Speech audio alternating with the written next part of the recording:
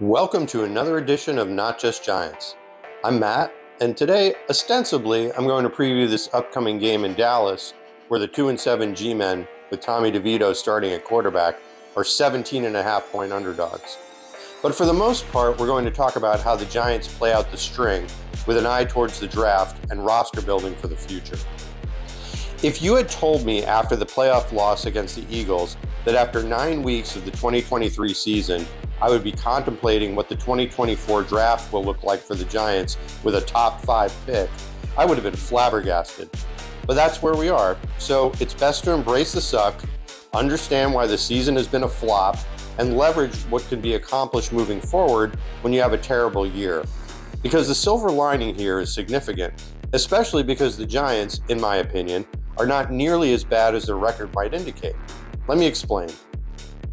If you've been watching this channel and just watching the games this year, apart from some atrocious special teams play, the biggest reason by far for the Giants losing games has been injuries to their offensive line, which started with losing All-Pro left tackle Andrew Thomas after Week 1, lack of Year 2 growth by right tackle Evan Neal, as well as the injury-driven merry-go-round to the interior of the line. This had a cascading effect on the rest of the units, which resulted in blowout losses to teams with very good to elite pass rushes, and not enough offense, and a dead last 32nd ranked offense averaging a meager 11 points per game. With the exception of the second half in the Arizona game, which was a glimpse into what this team could do on offense when the line doesn't blow and the quarterback is able to play with confidence, Daniel Jones has not been good enough to overcome this battered line's deficiencies. Lack of protection led to a whiplash-like neck injury, and then a bad luck ACL tear ended his season, and almost certainly any chance of remaining the Giants' starting quarterback beyond the 2024 season. A sad, unfortunate end for a good guy who, a la Ryan Tannehill, may go on to be a good quarterback with his second team, but when your squad has the opportunity to draft high in what is considered one of the best QB draft classes in recent memory, the smart move is to move on and get yourself a new franchise QB. Sorry, Danny. We signed you to a $40 million a year deal, which we can get out of after year 2 without getting too bruised. You deserved better, but we wish you luck. Although I've yet to do anything resembling a deep dive into the 2024 quarterback class, and to be honest, except for during draft season, I don't have the time to watch college football during the NFL season, I did take a peek at the highlight reels of the top prospects, and it got me excited. While it does seem that there's a clear first tier, which will almost certainly go pick 1 and 2 in Caleb Williams and Drake May, there are at least 3 to 4 other intriguing potential first-round picks that could pique the Giants' interest in Michael Penix, Bo Nix, J.J. McCarthy, and Jaden Daniels. There's probably more, too. The bottom line is that it's far more likely than not that Joe Schoen will do what it takes to select who he and his team believe to be a future franchise quarterback in the first round. I think it's fair to say that this roster has good bones. On defense, they're young with one of the best D linemen in football in Dexter Lawrence and a rising star in Kayvon Thibodeaux. For the first time in a long time, the inside linebacking core looks good with Bobby Okereke and Micah McFadden. And the secondary, while still a work in progress with young corners, has overall played well in Wink Martindale's largely man-coverage system and should continue to get better over time.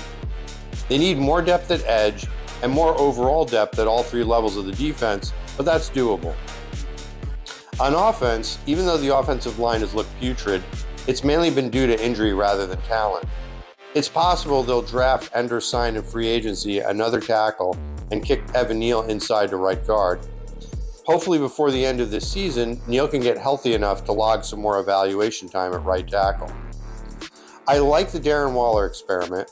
He may not be quite at the same elite level he was a few years ago before all the soft tissue injuries, but if he can stay healthy, he's still good enough to be an effective weapon in this Daboll Kafka system, and he's under contract for another year. I also like what I've seen from Jalin Hyatt. His hands and route running are better than expected, and he clearly knows how to get open deep on a fairly consistent basis. The problem hasn't been with Hyatt, but with poor O-line protection and subpar quarterback play. Slayton and Robinson are also good complementary pieces, but this wide receiving core still lacks a true number 1. Look for Joe Schoen to continue to attack this need via the draft. It'll be interesting to see what happens with Saquon Barkley. It's pretty much the same scenario as last year. Will he sign a similar one-year deal for what essentially amounts to the franchise tag value? I would not be shocked if he does just that. I think Barkley has come to realize that it's not the Giants' fault that the running back market is what it is, and he sees more brand value in remaining a Giant for the duration of his career than he does playing for a new team. That said, you never know. But my best guess is Shane and Saquon figure out a way to keep him in New York at least for another year.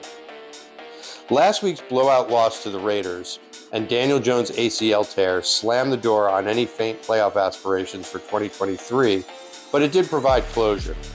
Now we can focus far less on what we need to do to win in 2023 and much more on evaluating players and position groups, starting at the most important one, quarterback. Let's see if Tommy DeVito can show improvement. He's got a tough test this week against this Micah Parsons-led pass rush that terrorized the Giants in Week 1. I do expect the O-line to play better than it did in that game, and I'm cautiously optimistic about the play of this Thomas, Pugh, JMS, Bredesen, Phillips lineup. And that's really what this game boils down to. Giants O-line and QB play versus the Cowboys' 6th-ranked pass defense. Vegas has the Giants as 17.5-point underdogs because wise guys know these two areas are mismatches, which they expect to trigger another blowout win for the Cowboys.